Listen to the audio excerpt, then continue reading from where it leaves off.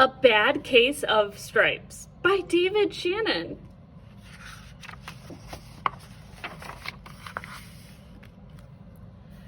Camilla Cream loved lima beans, but she never ate them. All of her friends hated lima beans and she wanted to fit in. Camilla was worried about what other people thought of her. Today she was fretting even more than usual. It was the first day of school and she couldn't decide what to wear. There were so many people to impress. She tried on 42 outfits, but none seemed quite right. She put on a pretty red dress and looked in the mirror. Then she screamed. Her mother ran into the room and she screamed too. "Oh my heavens!" she cried. "You're completely covered with stripes." This was certainly true. Camilla was covered from head to toe. She looked like a rainbow. Mrs. Cream felt Camilla's forehead. "Do you feel all right?" she asked. "I feel fine," Camilla answered, "but look at me." "You'll get back in bed this instant," her mother ordered. "You're not going to school today." Camilla was relieved. She didn't want to miss the first day of school, but she was afraid of what the other kids would say. And she had no idea what to wear with all those crazy stripes. That afternoon, Dr. Bumble came to examine Camilla. "Most extraordinary," he exclaimed. "I've never seen anything like it. Are you having any coughing, sneezing, runny nose, aches, pains, chills, hot flashes, dizziness, drowsiness, shortness of breath, or uncontrollable twitching?" "No," Camilla told him, "I feel fine." "Well then," Dr. Bumble said, turning to Mrs. Cream, "I don't see any reason why she shouldn't go to school tomorrow. Here's some ointment that should help clear up those stripes in a few days. If it doesn't, you know where to reach me." And off he went. The next day was a disaster. Everyone at school laughed at Camilla. They called her Camilla Cran and Night of the Lillibing Lollipop.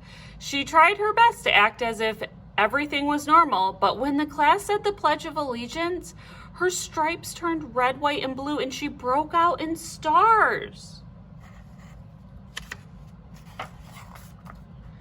The other kids thought this was great. One yelled out, "Let's see some purple polka dots." Sure enough, Camilla turned all purple polka dotty. Someone else shouted, "Checkerboard," and a pattern of squares covered her skin. Soon everyone was calling out different shapes and colors, and poor Camilla was changing faster than you can change channels on a TV. That night, Mr. Harms, the school principal, called. "I'm sorry, Mrs. Cream," he said. "I'm going to have to ask you to keep Camilla home from school.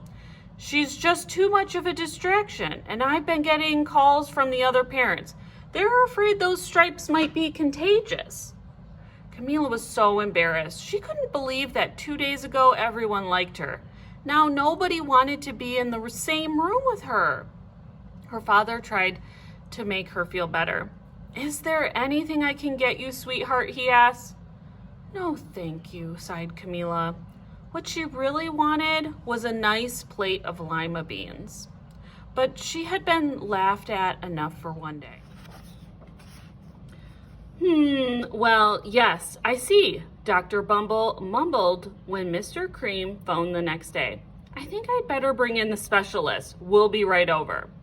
About an hour later, Dr. Bumble arrived with 4 people in long white coats. He introduced them to the Creams. "This is Dr. Grope, Dr. Sponge, Dr. Cricket, and Dr. Young." Then the specialist went to work on Camilla. They squeezed and jabbed, tapped and tested. It was very uncomfortable. "Well, it's not the mumps," concluded Dr. Grope. "Or the measles," said Dr. Sponge. "Definitely not chicken pox," put in Dr. Cricket. "Or sunburn," said Dr. Young. "Try these," said the specialist. They each handed her a bottle filled with different colored pills. "Take one of each before bed," said Dr. Grope. Then they filed out the front door, followed by Dr. Bumble. That night, Camilla took her medicine. It was awful. When she woke up the next morning, she did not feel right. But when she got dressed, her clothes didn't feel right. She looked in the mirror, and there, staring back at her, was a giant, multicolored pill with her face on it. Dr. Bumble rushed over as soon as Mrs. Cream called. But this time, instead of the specialists, he brought the experts. Dr. Gord and Mr. Mellon were the finest scientific minds in the land. Once again, Camilla was poked and prodded, looked at and listened to. The experts wrote down lots of numbers. Then they huddled together and whispered. Dr. Gord finally spoke. "It might be a virus," he announced with authority. Suddenly, fuzzy little virus balls appeared all over Camilla. "Or possibly some form of bacteria," said Mr. Mellon. Out popped squiggly little bacteria tails. "Or it could be a fungus," added Dr. Gord. Instantly, Camilla was covered with different colored fungus blotches. The experts looked at Camilla, then at each other. "We need to go over these numbers again? Back at the lab," Dr. Gord explained. "We'll call you when we know something." But the experts didn't have a clue, much less a cure.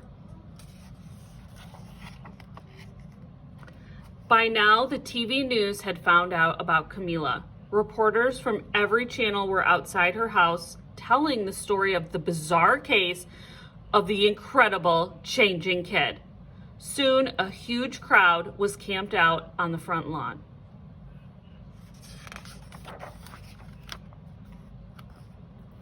The Creams were swamped with all kinds of remedies from psychologists, allergists, herbalists, nutritionists, psychics, and an old medicine man, a guru, and even a veterinarian.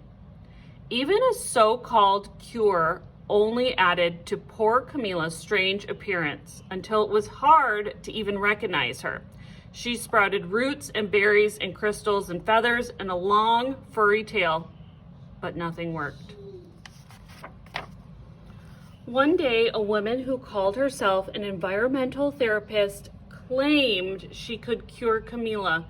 "Close your eyes," she said. "Breathe deeply and become one with your room." "I wish you hadn't said that," Camilla groaned. Slowly, she started to melt into the walls of her room. Her bed became her mouth, her nose was a dresser, and 2 paintings were her eyes. The therapist screamed and ran from the house. "What are we gonna do?" cried Mrs. Cream. "It just keeps getting worse and worse," she began to sob. At that moment, Mr. Cream heard a quiet little knock at the front door. He opened it, and there stood an old woman who was just as plump and sweet as a strawberry. "Excuse me," she said brightly, "but I think I can help."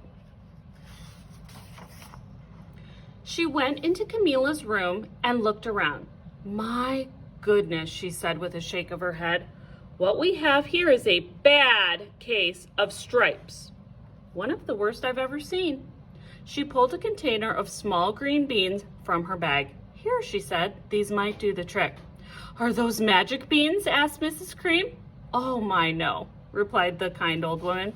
"There's no such thing. These are just plain old lima beans." "I'd bet you'd like some, wouldn't you?" she asked Camilla.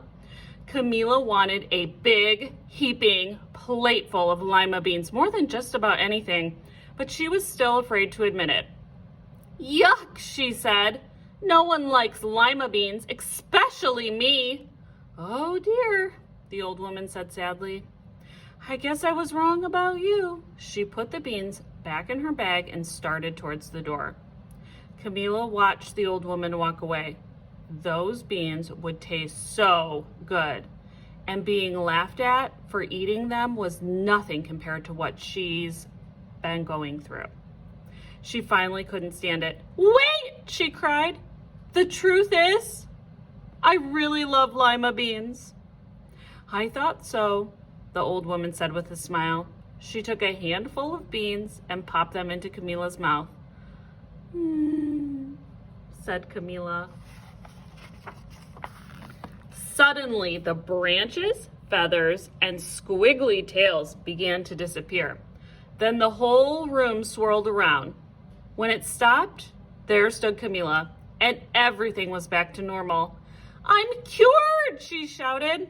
Yes, said the old woman. I knew the real you was in there somewhere. She patted Camila on the head. Then she went outside and vanished into the crowd. Afterward, Camila wasn't quite the same. Some of the kids at school said she was weird, but she didn't care a bit. She ate all the lima beans she wanted, and she never had even a touch of stripes again.